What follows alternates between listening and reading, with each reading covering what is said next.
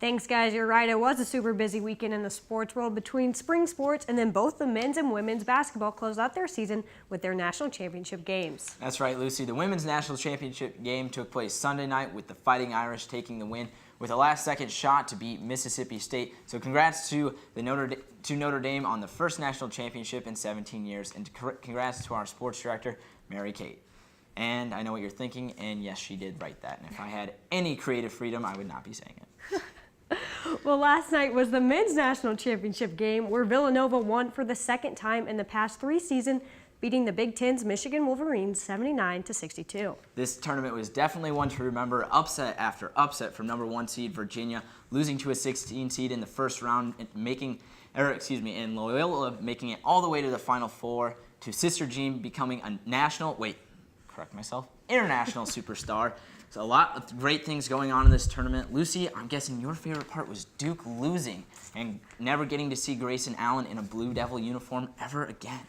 Yeah, it was an emotional night for me last night. I really thought this was Duke's year, like I think every year. But I'll tell you right now, next year, it's Duke's year. We'll see. Well, hopefully we can witness the Hawkeyes in a tournament next year or in the next couple of years, but with the talent they already have and are getting in the next 2 years, I have faith they'll be able to make it there. I think my Blue Devils will be there. But the Iowa men's tennis team moved to 12-10 on the season, winning 3 of their 4 weekend home matches. One player has been supporting his teammates in his own way on the road to a winning record. With more is Will Silverstein.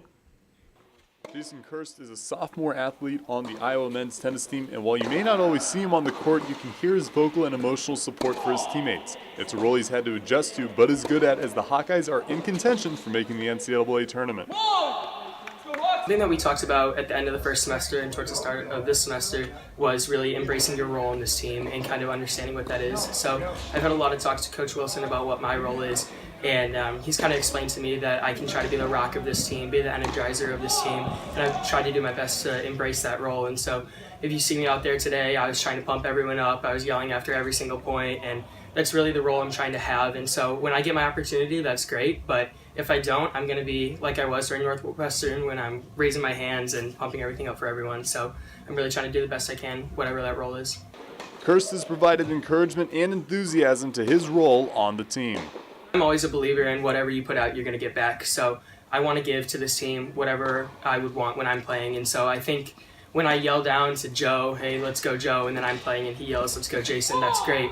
Otherwise, if I'm not playing, I think it can really motivate people. You know, you can see guys at the end of maybe a doubleheader and they're dragging their head and kind of sinking a little bit, and then just one or two words can really pump people up and get them back going. So I think it really helps with momentum, and I think that being vocal is invaluable to this team. Kirst moved to 4-0 in singles on the season, sweeping both his matches against South Dakota State. Reporting from the HTRC, this has been Will Silverstein, DITV Sports. Kirsten, the Hawkeyes return to the HTRC in 2 weeks to take on Indiana and Purdue. The women's Gym Hawks got their ticket into a postseason run after the Big Ten meet. Alexis Gore has more. 196.400. That's the score the women Gym Hawks earned at Big Ten. We showed up. It was our best meet of the season. We were ready. I mean, it was coming all season long. I know Larissa always talks about not counting us out because we are some of the best in the Big Ten, and I mean, I guess it was our time. It finally paid off. Coach Livy wanted to focus less on gymnastics. She had something else in mind. Gymnastics, not really the physical aspect of it, but more so everything that they had done to figure out how to be one team when it mattered the most. The season high score qualified them for regionals. The Gym Hawks have not changed their preparations going into the meet. Going to go in the gym and work on the little details, hitting every landing, hitting every handstand, and just kind of keep maintaining what we've been doing all season long. Going into Minnesota, the team will have the same mentality that they have had since the season started in January.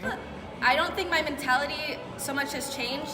I think it's mostly just focusing on the details and having fun. I think that's the most important thing for us. We always do way better when we're having fun and let loose a little bit. It has the potential to end the team's postseason run, but they are not keeping that in mind. Whether this is the end or the start of a new journey for the national championship, it's going to be great. Reporting for Iowa Women's Gymnastics, this has been Alexis Gore with DITV Sports. The Gym Hawks will be starting postseason play this Saturday in Minnesota with the regionals of the NCAA tournament. That's it for us in the sports studio, but come back tomorrow for an update from Hawkeye football as they are 1 week into their spring season. And we'll introduce you to the Team USA members that will be wrestling in the Wrestling World Championships at Carver Hawkeye Arena this Saturday and Sunday.